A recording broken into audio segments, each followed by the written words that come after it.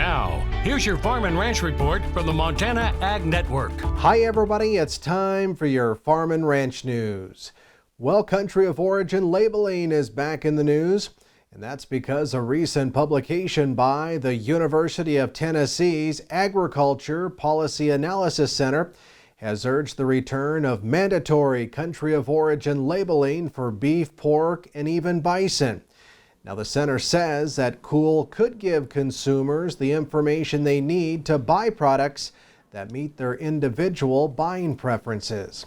Now, the publication also claims that the cost of providing this type of information would be minimal because the information already exists in the meat supply chain. However, COOL faces stiff opposition still from meat packers and importers, and a pending rule by the WTO authorizes Canada and Mexico to institute retaliatory tariffs if beef and pork were re-added to the COOL law.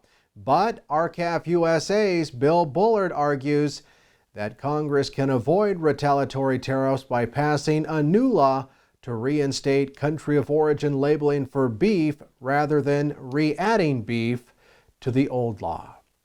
In some other news, pulse growers across our region are invited to attend this year's virtual Montana Pulse Days, November 10th through the 12th.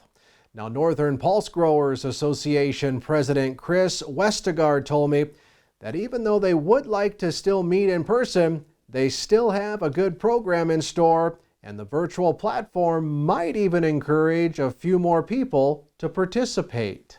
Oh, you're right. That is the advantage to doing this format. You know, it's always better in person, but there's certainly some advantages to the virtual format. And one of those is, you know, Montana's a big state and not everybody wants to travel that far. So you can go as far as your nearest computer and join us. You know, I think it's going to be a good program, and there's going to be, of course, some openings for questions if, you know, anybody has any questions about markets or grades or what the next great thing in the pulse industry is going to be. So I think it'll be a great experience virtually this year, but it should be very informative, and I think it's going to be a good program. Now, to learn more about this year's virtual Montana Pulse Days running November 10th through the 12th, or to register, just visit the Northern Pulse Growers Association's website at northernpulse.com. Stay with us. We'll have more ag news right after this.